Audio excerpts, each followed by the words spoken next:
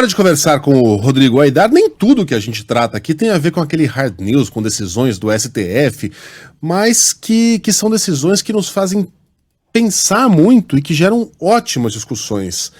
O Aidar mandou a pauta dele aqui começando pela seguinte frase, Sheila. É possível quantificar a dor de uma criança abandonada pelo pai? É possível você colocar um valor no trauma sentimental de você não ser amado e cuidado pelo seu próprio pai? É disso que a gente vai falar agora. Aparentemente sim, né, Aidar? Bom dia. Bom dia, Megali. Bom dia, Sheila, Carla. Bom dia aí aos nossos ouvintes. Pois é, Megali, aparentemente sim. Aparentemente não, sim, segundo a Justiça Brasileira, o Superior Tribunal de Justiça. E esse valor, no caso, que na decisão mais recente, é de R$30 mil.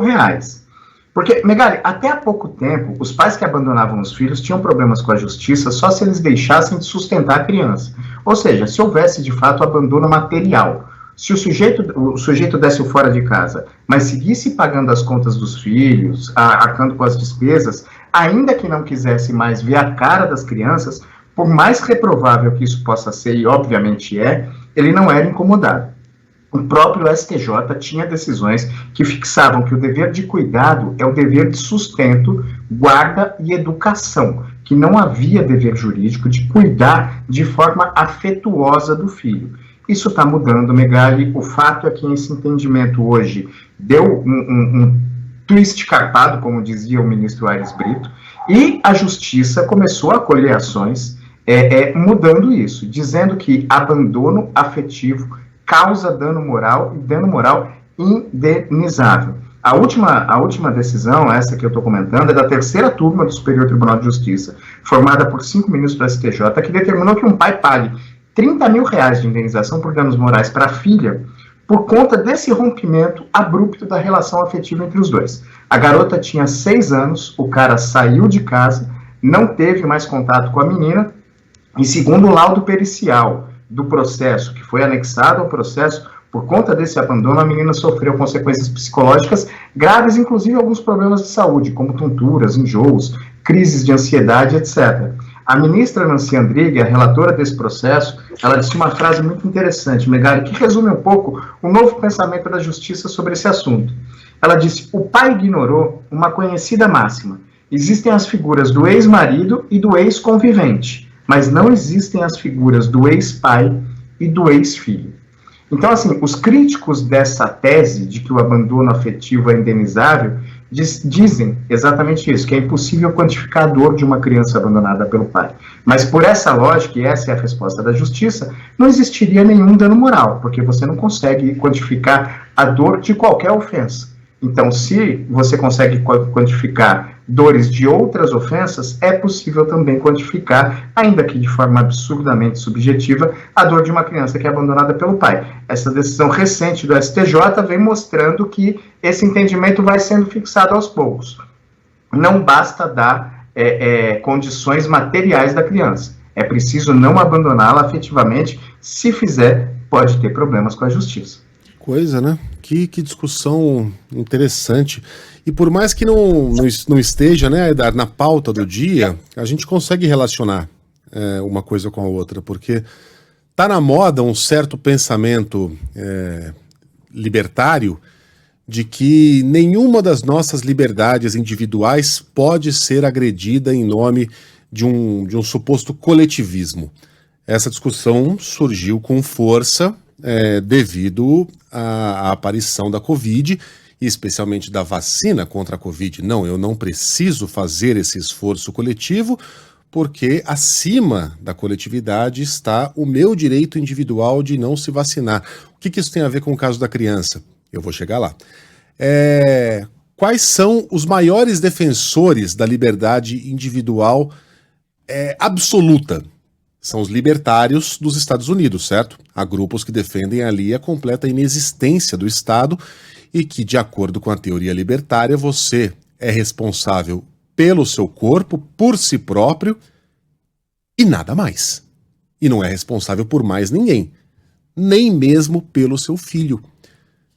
Os adeptos dessa teoria, inclusive no extremo, Aidar, defendem que numa sociedade libertária ideal, você não tem a obrigação nem mesmo a comida, Não estou falando de dar amor, de dar um teto. Você não tem a obrigação moral nem mesmo de mantê-lo vivo. Quer dizer, moral sim, mas legal não. Você não tem obrigação legal nem mesmo de manter o seu filho vivo. Se você tiver um filho e colocar o recém-nascido na estrada, você pode até ser isolado pelos demais membros da comunidade, mas não terá nenhuma responsabilidade legal sobre aquilo.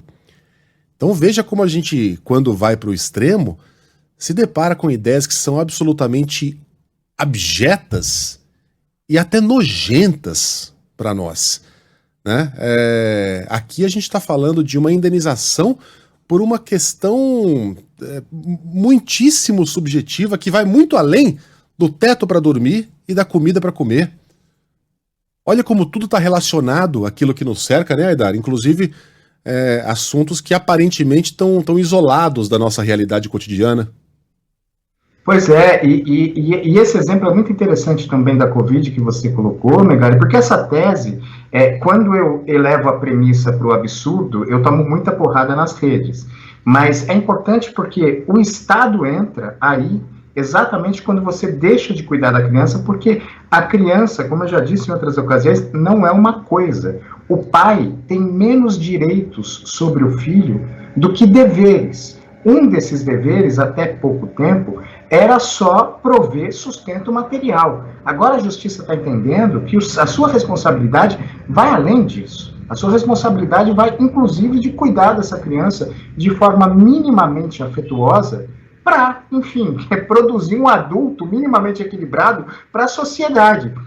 Quando eu falo da Covid e digo que os pais não têm o direito de não querer vacinar os filhos, eu recebo muita porrada, nós todos recebemos quando a gente defende essa ideia, mas é exatamente isso, Megali, pelo seguinte, porque se você acha que o filho é seu e você faz o que quiser, no limite, você pode fazer isso que você diz que são os adeptos dessa teoria libertária ao extremo. Colocar a criança na estrada, e se ela for atropelada por um caminhão, o filho era seu, você fazia com ele o que você bem entendesse, inclusive largá-lo na estrada. Se o filho é seu, se a filha é sua, você pode abusar dela sexualmente? Não pode. É exatamente aí que entra o Estado, para proteger um outro ser humano do pátrio poder, quando esse pátrio poder não faz aquilo que deveria fazer. Cuidar de forma minimamente afetuosa e responsável para produzir um adulto saudável que depois vai conviver com a gente socialmente, né, Megali?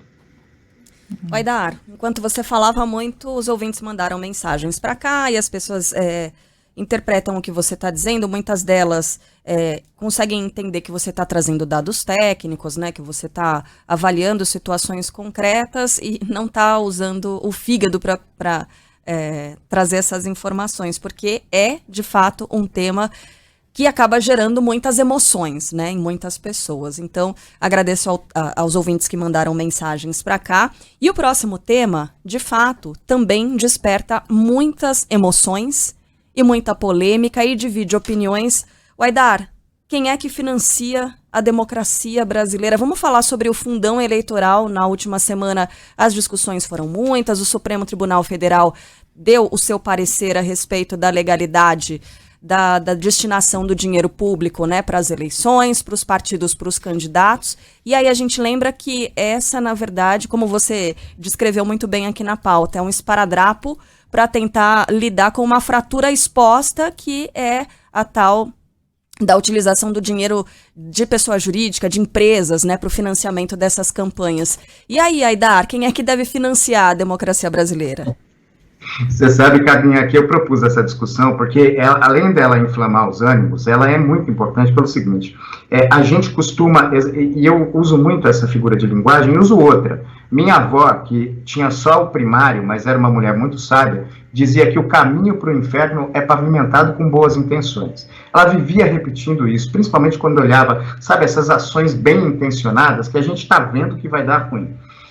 A OAB e outras entidades da sociedade civil, e foram agasalhadas pelo Supremo Tribunal Federal com muita alegria, lançaram uma demagogia, sei lá, há quase 10 anos, e conseguiram derrubar o financiamento de campanha política feito por pessoa jurídica. Eu lembro de frases assim: empresa não vota, se não vota não tem que ter opinião política. O que é uma demagogia, porque empresas têm interesses políticos e têm que poder defender esses interesses políticos de forma legítima. Eu não estou falando aqui de caixa 2, de compra de deputado. Se você tem uma empresa, ela tem interesses na sociedade e você tem um político cuja ideia se alinha com os interesses da sua empresa de forma legítima, legal, transparente, por que você não pode doar dinheiro para a campanha desse candidato?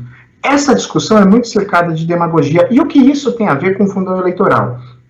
Gente, o Supremo derrubou há alguns anos o financiamento privado por pessoa jurídica de campanhas políticas. A gente lembra bem disso. Isso depois foi anexado pelo Congresso, enfim. Empresa não pode doar. Lá atrás, quem analisava isso dizia: gente, campanha no Brasil é cara, e é muito cara. Nós temos um país de dimensões continentais, de algum lugar esse dinheiro vai ter que sair.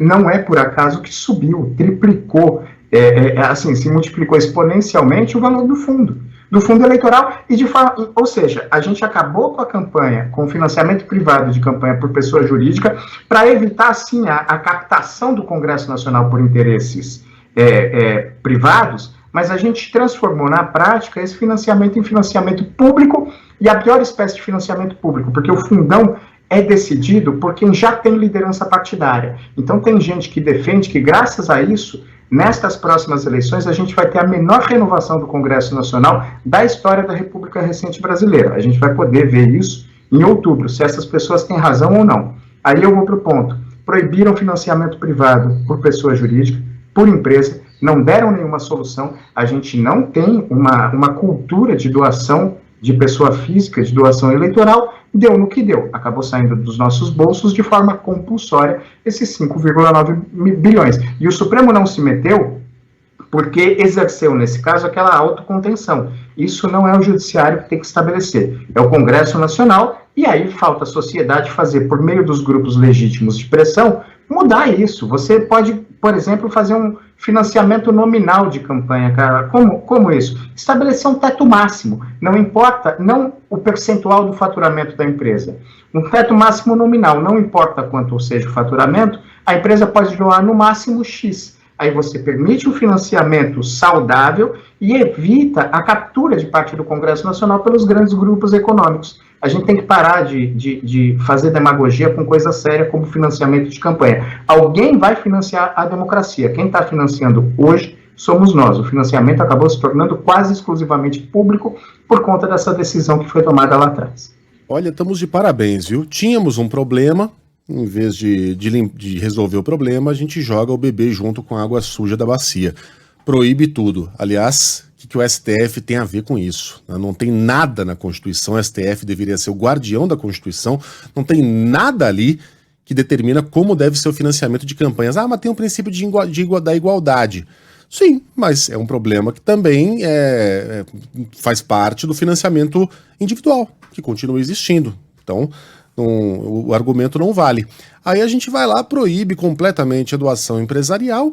Temos 1, 2 eleições em 2018, em 2020, que realmente custaram menos, foram um pouquinho mais franciscanas. Aí em 2022, pronto, voltamos ao que era antes, só que agora quem financia é a gente.